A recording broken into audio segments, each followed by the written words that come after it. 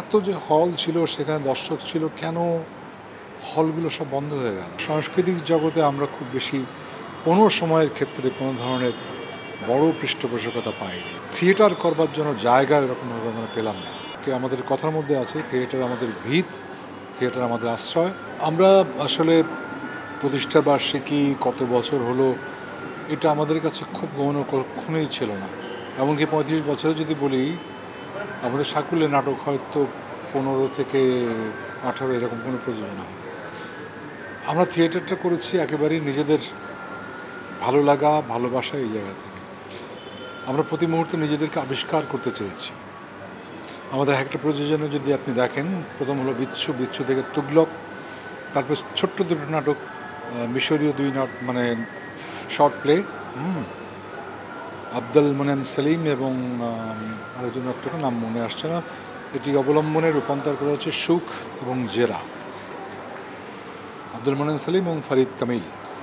So আমরা বারবারই নতুনত্বের দিকে এগিয়েছি, নতুনভাবে নিজেদেরকে আবিষ্কার করার চেষ্টা করেছি। আমরা চেষ্টা করেছি যাতে করে বিকজ থিয়েটারটা আমাদের কাছে মনে হচ্ছে একেবারেই ভীষণভাবে অভিনেতার মাধ্যম। আমাদের পথ চলাটা আমাদের অনেকটাই নিজেদের ভালো লাগা, নিজেদের স্পিরিটকে এগিয়ে নিয়ে যাওয়ার জন্যে। বিকজ থিয়েটারকে আমরা ভালোবাসি, থিয়েটারকে আমাদের কথার মধ্যে আছে, থিয়েটার আমাদের ভিত, থিয়েটার আমাদের আশ্রয়। আমরা নাট্যকেন্দ্র এবং বিশ্ব নাট্যাঙ্গনে পদচারণার সুপ্ত ইচ্ছার বীজ আমাদের সপ্তাহে উক্ত, এরকম কিছু কথা নিয়ে আমরা শুরু করেছিলাম। আমাদের ইচ্ছা ছিল যে এইবার একটু বড় করেই আমরা করব, সবার কথা শুনব এবং থিয়েটারটাকে কী করে আরও এগিয়ে নিয়ে যায়, শুধু নাট্যকেন্দ্র না, সবাইকে নিয়ে, থিয়েটার আরও অন্যান্য দল যারা আছেন। কষ্ট লাগে এইটা যে আমরা ৩৫ বছর হয়ে গেছে, ৩৬-এ পড়েছি। আমরা যদি ৭৩ থেকেও ধরি, তাহলে কিন্তু ৫২ বছরের আমাদের নাট্য আন্দোলনের একটা যাত্রা, এবং সেটা চলছে এখন। দুঃখ লাগে যে আমি এখন দাঁড়িয়ে আছি মহিলা সমিতির মঞ্চে, সবে শিল্পকলা একাডেমি, এই দুটো থিয়েটারের জায়গা। অনেক কিছু হলো, অনেক নতুন স্থাপনা দেখেছি, অনেক কিছু হয়েছে, কিন্তু কেন আমাদের থিয়েটার করবার জন্য জায়গা এরকমভাবে আমরা পেলাম না?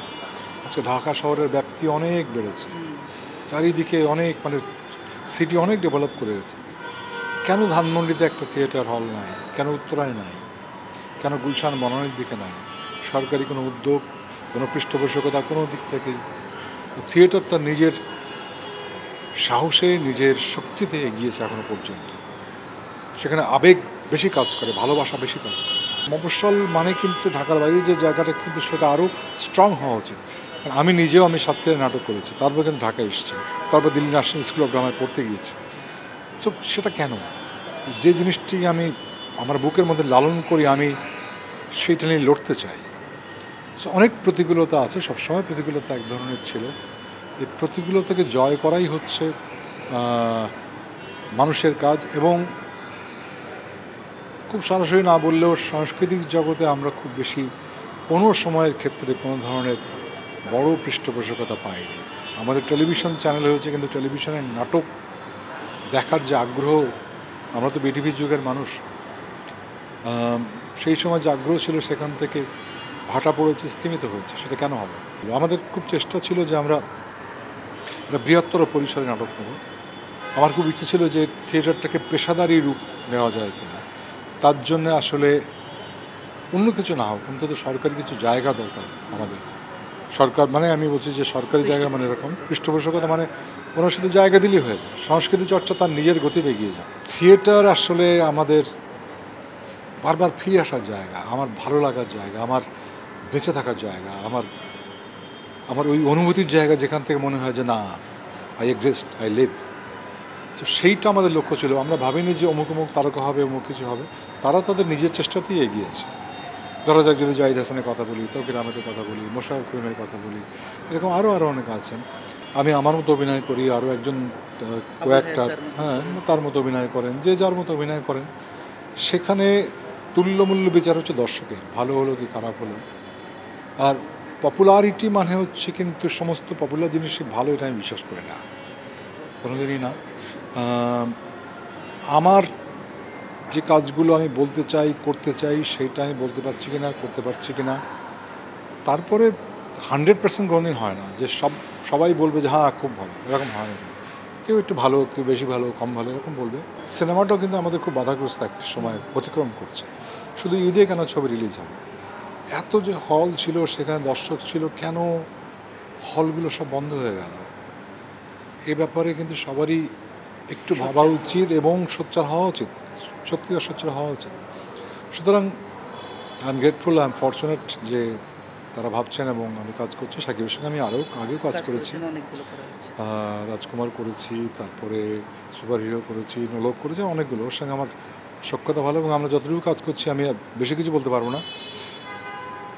আমরা অনেক সেশনও দিয়েছি বারবারের সঙ্গে, যে কীভাবে হ্যাঁ, সেখানে ও একটা বলেছে, আমি বলেছি, ডিরেক্টরটা বলেছে, তারপরে কিন্তু একটা গ্রহণযোগ্য জায়গাতে আমরা আসার চেষ্টা করেছি।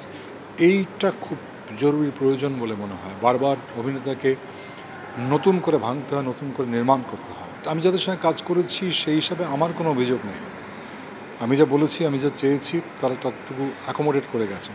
আমি চরিত্রগুলো জেনে বুঝি সংযুক্ত হয়েছি। এরকম অনেক কিছু আছে যে ডিরেক্টর আমাকে বলেছে, আমি পড়েছি, পড়ার পরে মনে হচ্ছে আমি করবো না।